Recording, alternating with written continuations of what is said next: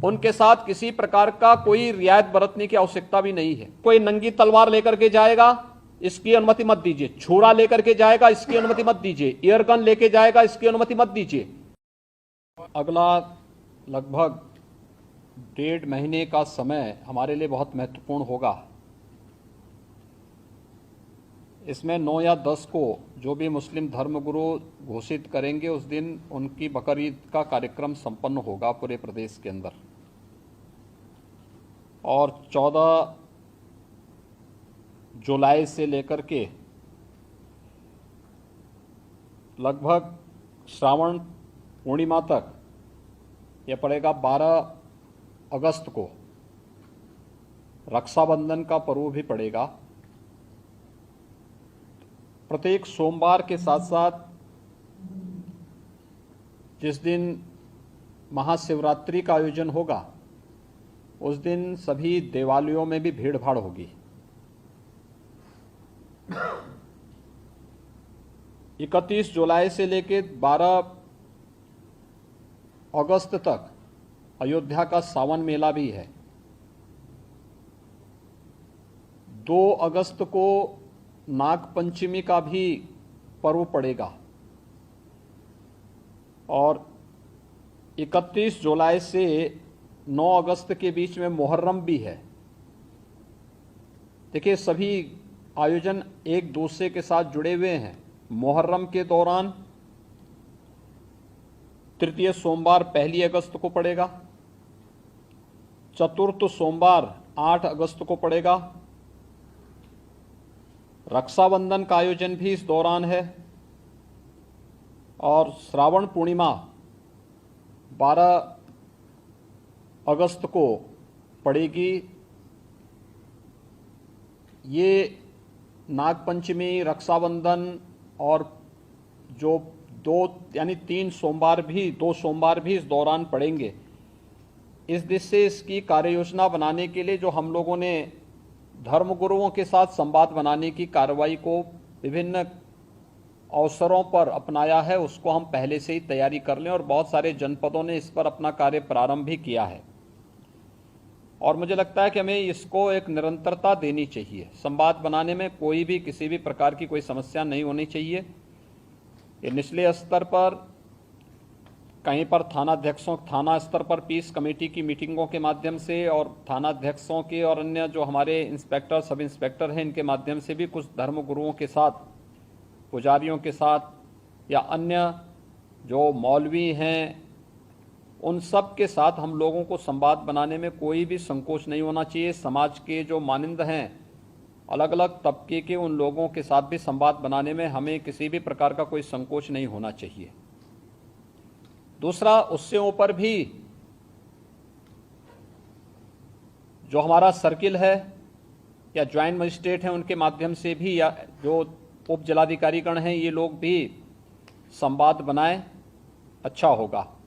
अलग अलग धर्मगुरुओं के साथ, समाज के मानिंदों के साथ में, जिनकी समाज में अपनी एक पकड़ होती है, जनप्रतिनिधियों के साथ संवाद बनाना, उनकी गतिविधियों पर भी निगाह रखना, नज़र रखना। ऐसे ही जो एडिशनल एसपी और एडीएम स्तर के अधिकारी हैं, वे लोग भी अपने इस कार्यक्रम को करें और जनपद स्तर पर जिलाधिकारी और पुलिस अधीक्षकों को भी संवाद के इस कार्यक्रम को आगे बढ़ाना होगा। यह सुनिश्चित करें, क्योंकि ये सारे कार्यक्रम पड़ेंगे और 15 अगस्त को स्वतंत्रता दिवस का कार्यक्रम भी होगा, क्योंकि अमृत महोत्सव है आज़ादी का। तो इस अवसर पर कुछ विशेष आयोजन होंगे। उन आयोजनों के साथ पूरा प्रदेश जुड़ेगा। तो जितने भी ऐसे तत्व हैं जो एंटी सोशल हैं, एंटी नेशनल हैं, वे कुछ न कुछ गड़बड़ी करने का प्रयास करेंगे, माहौल को खराब करने का प्रयास करेंगे। इसलिए सतर्कता और सावधानी, इसके लिए संवाद हमारा महत्वपूर्ण है और संवाद के माध्यम से इसके समाधान का रास्ता निकालना, इसकी समीक्षा रेंज स्तर पर, कमिश्नरी स्तर पर, जोन स्तर पर निरंतर होती रहे। पर्व और त्यौहार कोई भी हो, शासन की जिम्मेदारी बनती है वहां पर सुविधा देना और सुरक्षा का बेहतर माहौल देना। कोई भी पर्व और त्यौहार हो, परंपरागत तरीके से हो। परंपरा से हटकर कुछ भी हम न होने दें। आयोजकों के नाम नोट करें, आयोजकों से हम लोग एप्लीकेशन जरूर लें और उनसे सुनिश्चित जरूर कराएं।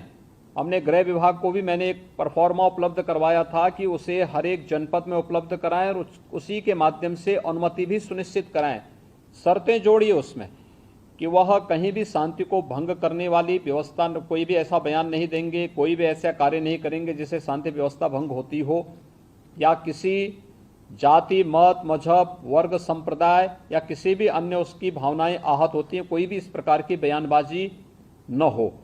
इस पर ध्यान देने के लिए हमें जहां व्यवस्था बनानी पड़ेगी वहीं साथ ही साथ हम इस बात को सुनिश्चित करेंगे बकरीद के लिए मुस्लिम धर्म गुरुओं के साथ और इस आयोजन के साथ जुड़े हुए जितने भी लोग होंगे उन सभी के साथ हमें संवाद बनाना होगा।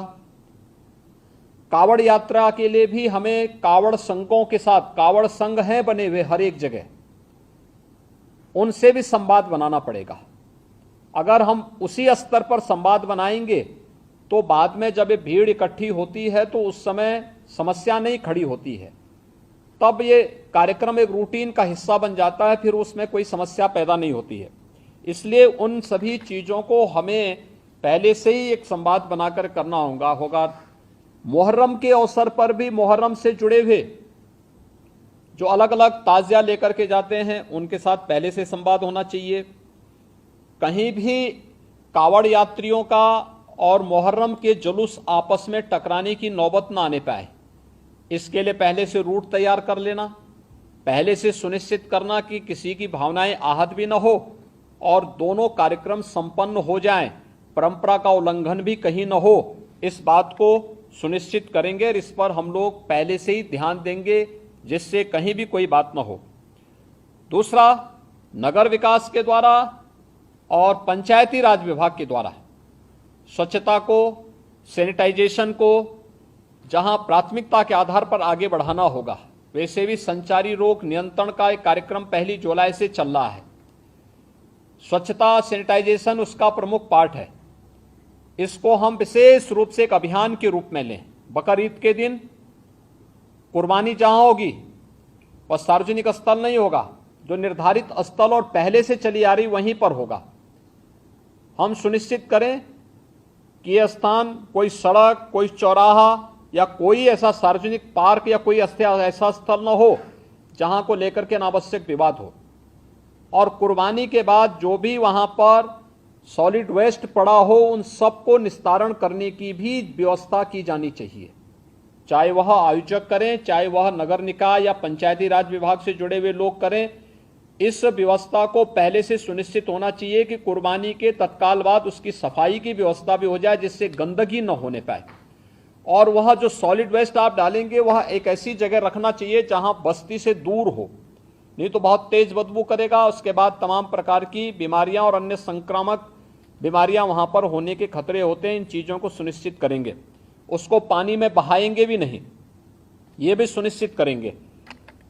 जल जमाव न हो कहीं भी नगरीय क्षेत्र में, चाहे वह बकरीद से जुड़े हुए आयोजन हो, कावड़ यात्रा से जुड़े हुए हो, नाग पंचमी के कार्यक्रम हो, या फिर श्रावण पूर्णिमा के या सावन जो मेला लगता है अयोध्या में, कहीं भी जल जमाव न हो, इस बात को भी हमें ध्यान में रखना होगा। शुद्ध पेयजल की आपूर्ति के लिए भी विशेष व्यवस्था देखनी पड़ेगी। हम लोग लगातार देख रहे हैं, लगातार न्यूज़पेपर में, अन्य जगहों पर हम लोग इस बात को देखते हैं कि शुद्ध पेयजल की आपूर्ति नहीं हो रही है। हो सकता है बरसात के कारण कहीं कोई समस्या आ रही हो, वहां पर हम लोगों में एक अवेयरनेस तो पैदा कर ही सकते हैं कि अगर पानी इस प्रकार का है तो वह पानी को गर्म करके छानने के बाद तब उसका सेवन करें। हम उनको उनके भरोसे न छोड़ें। बच्चे बीमार हो सकते हैं, कोई अन्य समस्या खड़ी हो सकती है, उस पर हम ध्यान दें। स्ट्रीट लाइट की व्यवस्था बरसात के समय में वैसे भी इसके बारे में हमें अलर्ट रहना पड़ेगा। नगर निकायों को भी जहां जहां ये आयोजन हो और कावड़ यात्रा से जुड़े हुए जितने भी रूट हो वहां पर भी स्ट्रीट लाइट की व्यवस्था ठीक हो। सुरक्षा के प्रति अत्यंत सतर्क रहना पड़ेगा, पेट्रोलिंग बढ़ाना पड़ेगा। सोशल मीडिया पे नजर रखनी पड़ेगी और कोई भी व्यक्ति भड़काऊ बयान देता है या कोई भी ऐसी बयानबाजी करता है जो सुरक्षा के लिए या किसी समुदाय की भावनाओं को आहत करके उसे भड़काने की कार्रवाई कर रहा है, तो हमें कार्रवाई करने से हिचकना नहीं चाहिए और बहुत सख्त कार्रवाई उन स्थितियों में हमें करनी चाहिए। दूसरा, विद्युत विभाग से जुड़ा हुआ है जिसमें विद्युत की आपूर्ति अनवरत बने। जर्जर पोल और तार को पहले से हम रिप्लेस कर लें, उसका मरम्मत आदि का काम कर लें, जो भी हमें करना हो उसको हम कर लें।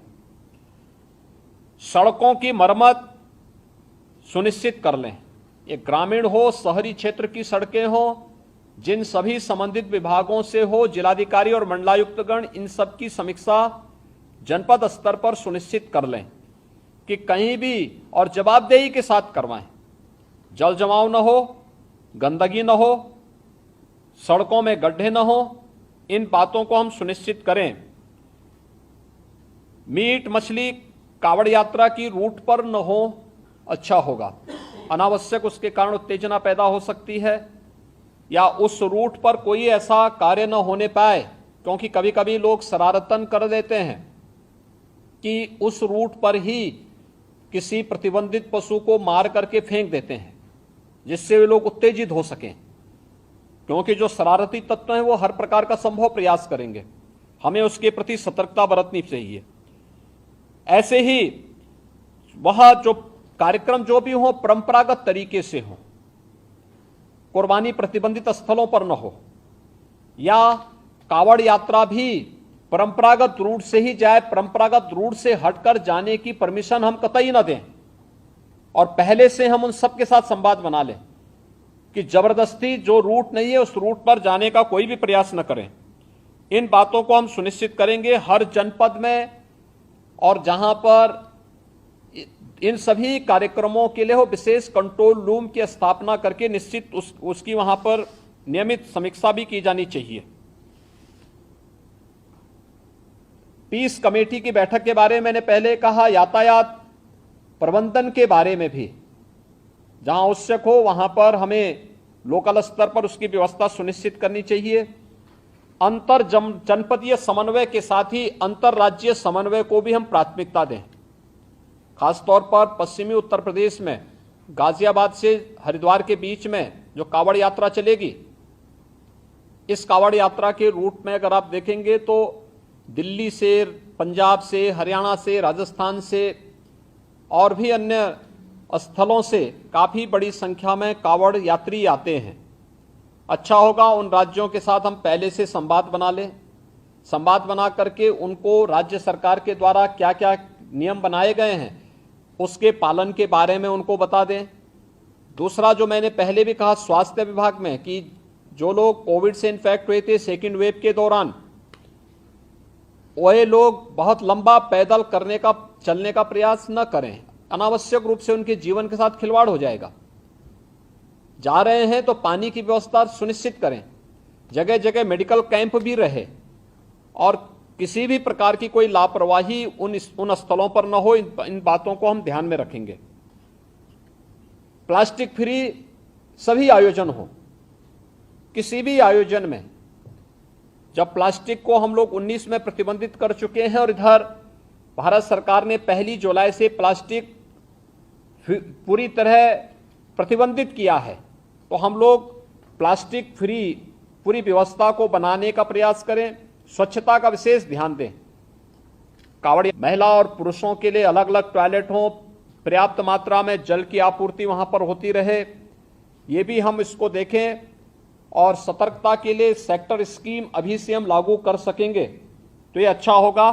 इन सभी कार्यक्रमों को व्यवस्थित तरीके से अभी से लेकर के और स्वतंत्रता दिवस के कार्यक्रम के लिए जो भी आयोजन हर जनपद के लिए, हर विद्यालय के लिए, हर ग्राम पंचायत के लिए हमारा प्रयास होना चाहिए कि ग्राम पंचायत के सचिवालय में भी स्वतंत्रता दिवस के दिन भारत का राष्ट्र झंडा फहराया जाए। नगर निकायों में होना चाहिए, हर नगर निकाय के अंदर अच्छा आयोजन होना चाहिए, सांस्कृतिक कार्यक्रम होना चाहिए, राष्ट्रभक्ति के गीतों को का वहां पर कार्यक्रम हो, स्वतंत्रता संग्राम सेनानियों को, दूसरा शहीद परिवारों के लोगों को, रिटायर्ड जो आर्मी से जुड़े हुए जितने भी रिटायर्ड पर्सन हैं, इन सबको बुला करके उनका सम्मान हो। शहीद परिवारों को, शहीद परिवार सेना से जुड़े हो सकते हैं, पैरामिलिट्री से जुड़े हो सकते हैं, पुलिस से जुड़े हो सकते हैं, आखिर उन्होंने भी तो सुरक्षा में योगदान दिया है। उन लोगों के सम्मान का कार्यक्रम होना चाहिए, हर एक जगह होना चाहिए। स्थानीय स्तर पर हो सकता है आजादी की लड़ाई के दौरान बहुत सारे ऐसे योद्धा रहे होंगे जो इतिहास के पन्नों में गुम हो गए होंगे, अज्ञात होंगे, लेकिन लोकल स्तर पर उनका गायन होता है। लोकल स्तर पर लोग लोक कथा के माध्यम से, लोक परंपरा के माध्यम से उनका श्रवण करते हैं। अच्छा होगा उन ग्राम पंचायतों में उनकी तस्वीर है तो उस तस्वीर के साथ हम वहां पे उन्हें इस अवसर पर श्रद्धांजलि देने का कार्य करें, उन्हें नमन करने का कार्य करें। तिरंगा हो, राष्ट्रगान, उन सभी गांवों में प्रयास हो कि ग्राम पंचायतें राष्ट्रगान उस अवसर पर वहां पर उसे आयोजित करें। जिन गांवों में अमृत सरोवर बन चुके हैं, अमृत सरोवर के तट पर ही यह आयोजन हो सके तो अच्छा होगा। उसकी फोटोग्राफ भी कलेक्ट करें ग्राम्य विकास विभाग कि ग्राम पंचायतों के साथ संवाद बना करके ग्राम्य विकास और पंचायती राज विभाग वहां पर इस कार्यक्रम को आयोजित करें।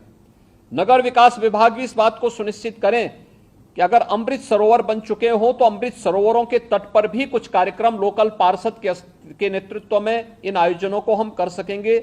उसका अपना एक मैसेज होगा।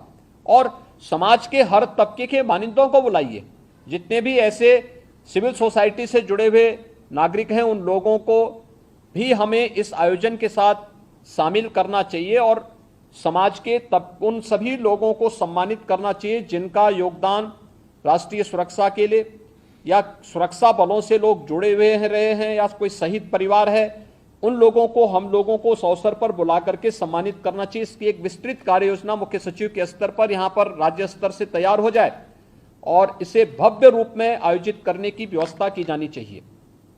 अच्छा होगा कि बेसिक शिक्षा परिषद और माध्यमिक शिक्षा परिषद के बच्चों को प्रभात फेरी निकाली जाए उस दौरान, स्वच्छता को लेकर के, जल संरक्षण को लेकर के, वृक्षारोपण को लेकर के, शहीदों के चित्रों को लेकर के प्रभात फेरी निकले और फिर वहां पर उस आयोजन को विद्यालय परिसर में सांस्कृतिक कार्यक्रम के साथ साथ राष्ट्रभक्ति के गीतों के साथ हम इन कार्यक्रमों को आगे बढ़ा सकें। आखिर देश की आजादी के अमृत महोत्सव कार्यक्रम का कोई मतलब तो होना चाहिए और उसे हम कैसे आगे बढ़ा सकते हैं, इस दिशा से हमें इन कार्यक्रमों के साथ जुड़ने की आवश्यकता है। आयोजन जो 10 से प्रारंभ होंगे, सेक्टर प्रणाली हम सख्ती के साथ लागू करें। 9 या 10 जुलाई से प्रारंभ होने हैं और 15 अगस्त तक चलेंगे। हम इन सभी कार्यक्रमों में पूरी सतर्कता बरतें।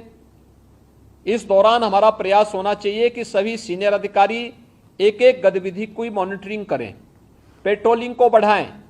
शरारती तत्व अपनी हरकतों से बाज नहीं आएंगे जब तक आप कठोरतापूर्वक उनके खिलाफ कार्रवाई नहीं करेंगे और हमें कार्रवाई करने में किसी भी शरारती तत्व के खिलाफ एंटी सोशल और एंटी नेशनल एलिमेंट कोई भी हो, उसके खिलाफ कार्रवाई करने में कोई हिचक नहीं होनी चाहिए।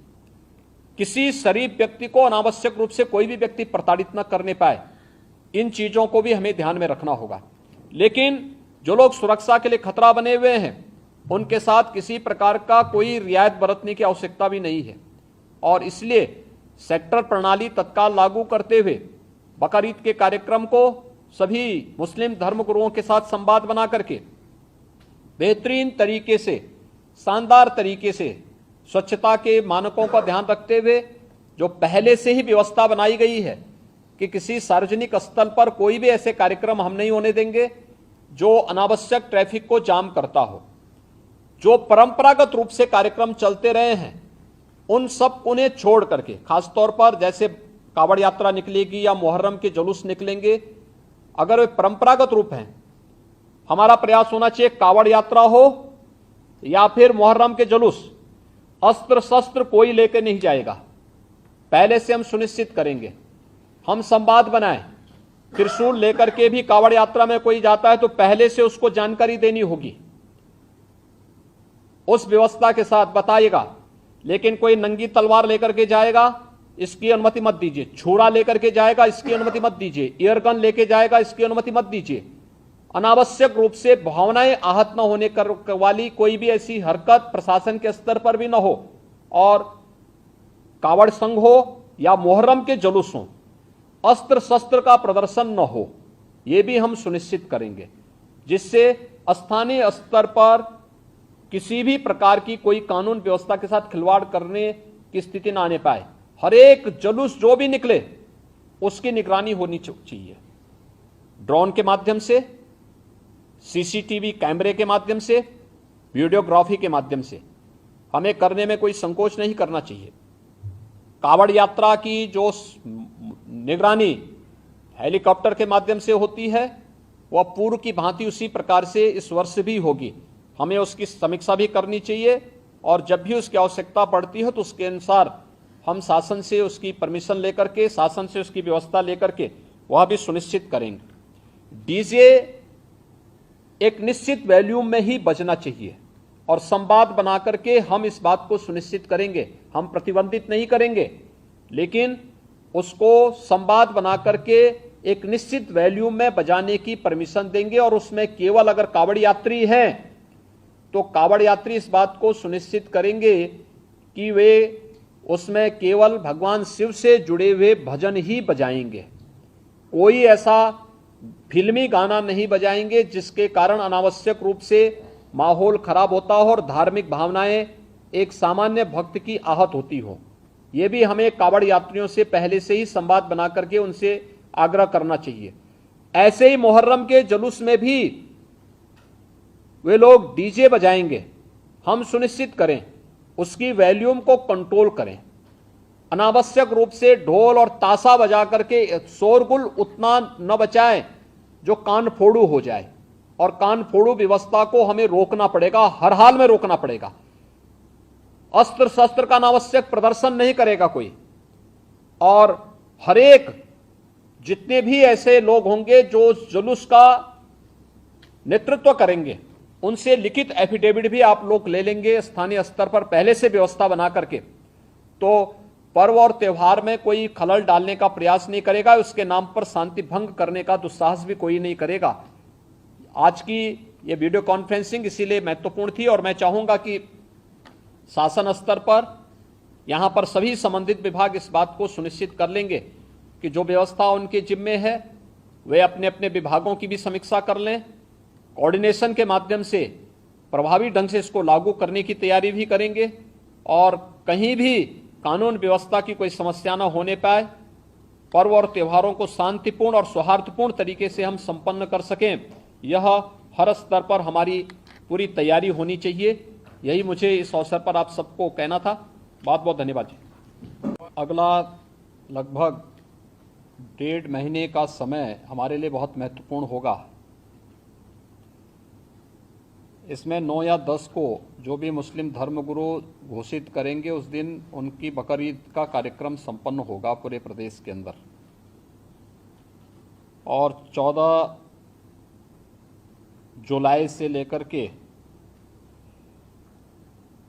लगभग श्रावण पूर्णिमा तक यह पड़ेगा। 12 अगस्त को रक्षाबंधन का पर्व भी पड़ेगा। प्रत्येक सोमवार के साथ साथ जिस दिन महाशिवरात्रि का आयोजन होगा उस दिन सभी देवालयों में भी भीड़ भाड़ होगी। 31 जुलाई से लेकर 12 अगस्त तक अयोध्या का सावन मेला भी है। 2 अगस्त को नाग पंचमी का भी पर्व पड़ेगा, और 31 जुलाई से 9 अगस्त के बीच में मुहर्रम भी है। देखिए, सभी आयोजन एक दूसरे के साथ जुड़े हुए हैं। मुहर्रम के दौरान तृतीय सोमवार 1 अगस्त को पड़ेगा, चतुर्थ सोमवार 8 अगस्त को पड़ेगा। रक्षाबंधन का आयोजन भी इस दौरान है, और श्रावण पूर्णिमा 12 अगस्त को पड़ेगी। ये नागपंचमी, रक्षाबंधन और जो 3 सोमवार भी इस दौरान पड़ेंगे। इस दृष्टि से इसकी कार्य योजना बनाने के लिए जो हम लोगों ने धर्मगुरुओं के साथ संवाद बनाने की कार्रवाई को विभिन्न अवसरों पर अपनाया है, उसको हम पहले से ही तैयारी कर लें और बहुत सारे जनपदों ने इस पर अपना कार्य प्रारंभ भी किया है। और मुझे लगता है कि हमें इसको एक निरंतरता देनी चाहिए। संवाद बनाने में कोई भी किसी भी प्रकार की कोई समस्या नहीं होनी चाहिए। ये निचले स्तर पर कहीं पर थाना स्तर पर पीस कमेटी की मीटिंगों के माध्यम से और थानाध्यक्षों के और अन्य जो हमारे इंस्पेक्टर, सब इंस्पेक्टर हैं, इनके माध्यम से भी कुछ धर्मगुरुओं के साथ, पुजारियों के साथ या अन्य जो मौलवी हैं, उन सब के साथ हम लोगों को संवाद बनाने में कोई भी संकोच नहीं होना चाहिए। समाज के जो मानिंद हैं, अलग अलग तबके के, उन लोगों के साथ भी संवाद बनाने में हमें किसी भी प्रकार का कोई संकोच नहीं होना चाहिए। दूसरा, उससे ऊपर भी जो हमारा सर्किल है या ज्वाइंट मजिस्ट्रेट हैं, उनके माध्यम से भी, या जो उप जिलाधिकारीगण हैं, ये लोग भी संवाद बनाएं, अच्छा होगा। अलग अलग धर्मगुरुओं के साथ, समाज के मानिंदों के साथ में, जिनकी समाज में अपनी एक पकड़ होती है, जनप्रतिनिधियों के साथ संवाद बनाना, उनकी गतिविधियों पर भी निगाह रखना, नज़र रखना। ऐसे ही जो एडिशनल एसपी और एडीएम स्तर के अधिकारी हैं, वे लोग भी अपने इस कार्यक्रम को करें और जनपद स्तर पर जिलाधिकारी और पुलिस अधीक्षकों को भी संवाद के इस कार्यक्रम को आगे बढ़ाना होगा। यह सुनिश्चित करें, क्योंकि ये सारे कार्यक्रम पड़ेंगे और 15 अगस्त को स्वतंत्रता दिवस का कार्यक्रम भी होगा, जो चूँकि अमृत महोत्सव है आज़ादी का, तो इस अवसर पर कुछ विशेष आयोजन होंगे। उन आयोजनों के साथ पूरा प्रदेश जुड़ेगा। तो जितने भी ऐसे तत्व हैं जो एंटी सोशल हैं, एंटी नेशनल हैं, वे कुछ न कुछ गड़बड़ी करने का प्रयास करेंगे, माहौल को खराब करने का प्रयास करेंगे। इसलिए सतर्कता और सावधानी, इसके लिए संवाद हमारा महत्वपूर्ण है और संवाद के माध्यम से इसके समाधान का रास्ता निकालना, इसकी समीक्षा रेंज स्तर पर, कमिश्नरी स्तर पर, जोन स्तर पर निरंतर होती रहे। वीके न्यूज, राष्ट्र के नाम।